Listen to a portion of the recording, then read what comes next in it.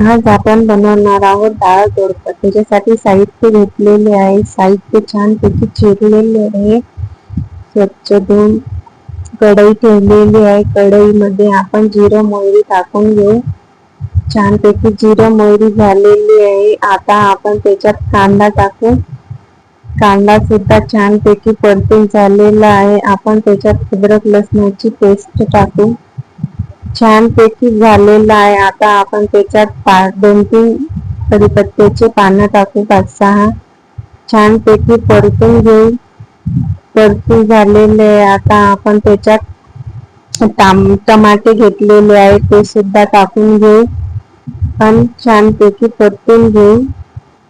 आता आपण त्याच्यात मसाले टाकून घेऊ। मसाल्यामध्ये मी तिखट टाकत आहे, तिखट टाकलेलं आहे। आता हळद टाकत आहे आणि चवीनुसार मीठ टाकत आहे। आणि मी कोणतेच मसाले वापरलेले नाही, फक्त सांबार मसालाच वापरलेला आहे। जर तुम्हाला आवडत असेल तर तुम्ही कोणतेही मसाले वापरू शकता। सांबार मसाल्याने छान टेस्ट येते आणि छान लागते भाजी। मुलं सुद्धा खात नाही ना, त्याच्यानुसार मस्त आवडीने खाते सांबार मसाला टाकला का। छानपैकी मी सांबार मसाला टाकलेला आहे। छानपैकी परतून घेत आहे।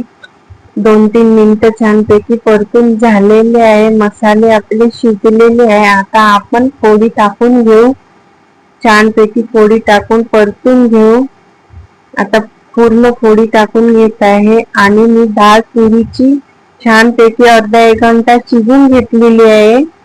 एकदम शिजली नाही, फक्त अर्धा कच्ची शिजून घेतलेली आहे। छानपैकी टाकून घेऊ आणि परतून घेऊ। छानपैकी परतलेलं आहे। आता थोडीसं मी पाणी टाकते शिजण्यासाठी। डाळ आपली शिजलेली आहे थोडीशी, आता याच्यामध्ये फोडीमध्ये शिजून जाईल। छानपैकी एक उकळी काढून घेऊ। छानपैकी एक उकळी आलेली आहे।